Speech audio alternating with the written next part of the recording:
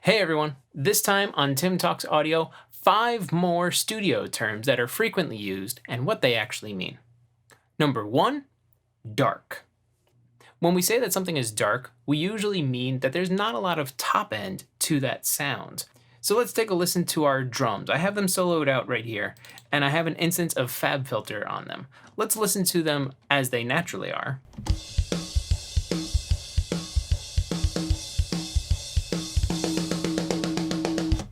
And now let's take out a lot of the top end to make these really dark drums. And I'm going to go a bit overboard.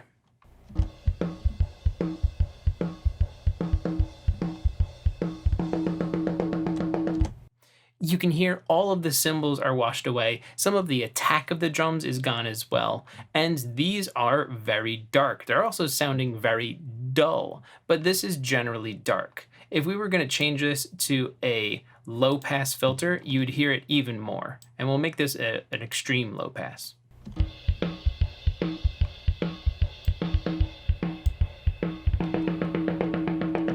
You're getting rid of all of the high-end information, making these drums very dark.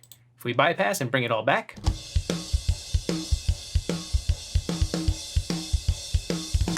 it's nice and bright and not nearly dark anymore.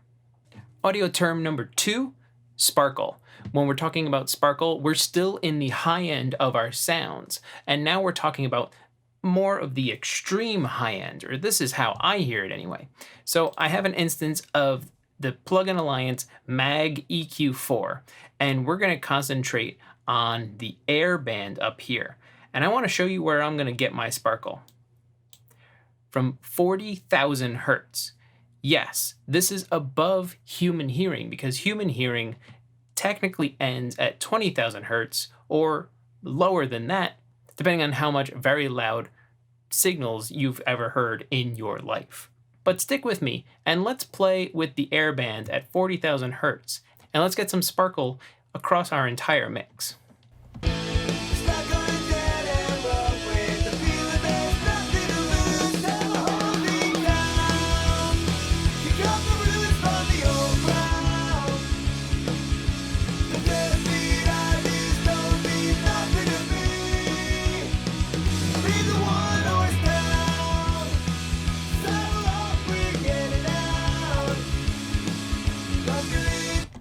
In the very top end of the cymbals as they're going, and some nice airiness in the vocal. Even after we gain matched using the level trim here, there's still a lot of extra sparkle going on this track now. Audio terms number 3 and 4, glue and punch. There's a reason I'm putting these two together is because I was actually able to do both of them with a little mix bus compression. Let's take a listen so you can hear it for yourself. So on my mix bus right now, I have a very famous bus compressor, the SSL bus compressor off of their G console. But you can do this with any compressor. When we're talking about glue, we're actually talking about taking all of the elements that are within our mix and making them sound more together. Yes, we've been working on our balances and our EQs and our compression on a track-by-track basis. But when we talk about glue, it's about taking a lot of these different components and really kind of making them sound like they're one cohesive unit. A little bit of mix bus compression can do a lot to help you glue your track together. Also, generally speaking, when we're talking about mix bus compression and getting that glue, we're talking with a slower attack and a faster release. You want your transients to still come through, but all of the sustained material to really kind of squeeze itself together. Let me show you what I mean.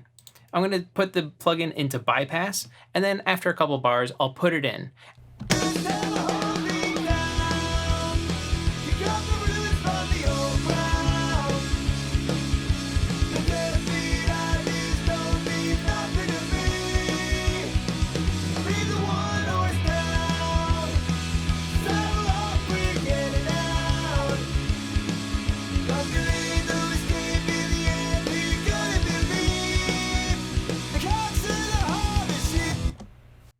So when I turn the compressor on, you could hear the bass and the guitars and the drums all sounding like they were there and together and glued together.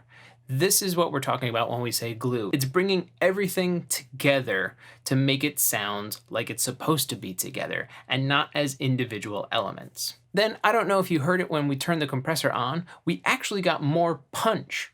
When we talk about punch, we're generally speaking of two different things that are happening. There's a little bit of EQ bump in the very low end, and there's also just the movement of the compressor to make that low end kind of push you a little bit more. And that's what punch is. Now, instead of listening to the bass and the guitars glued together, listen to the low end of the kick drum and the bass guitar really give you a little bit more punch when we turn the compressor on.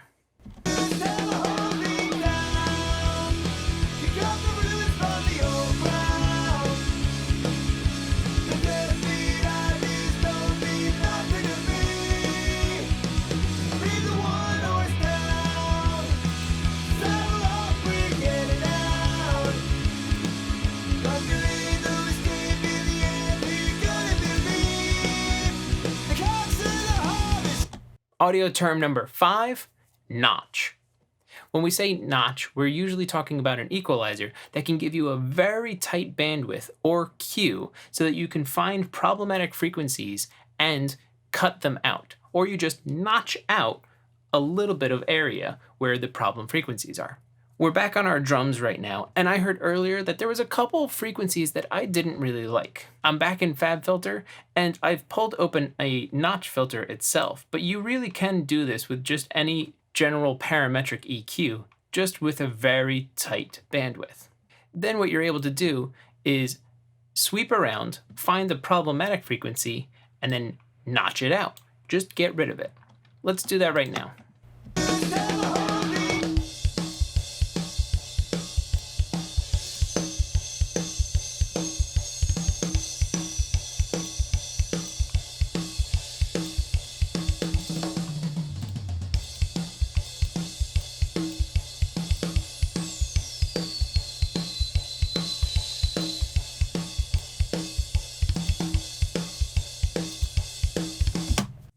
So there we go. We found a couple little frequencies that were kind of ringing out a little bit, and we just notched them out.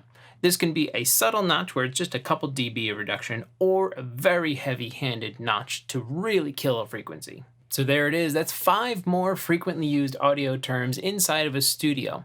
Did I go over one that you wanted to hear about? If not, put it in a comment, and I'll add it to the list of future episodes of this series. That's all for now. If you found anything informative, please like and share the video. For more, visit timflansbaum.com, and if you have a question, ask it in a comment, and I'll answer it in a future video. Thanks for watching.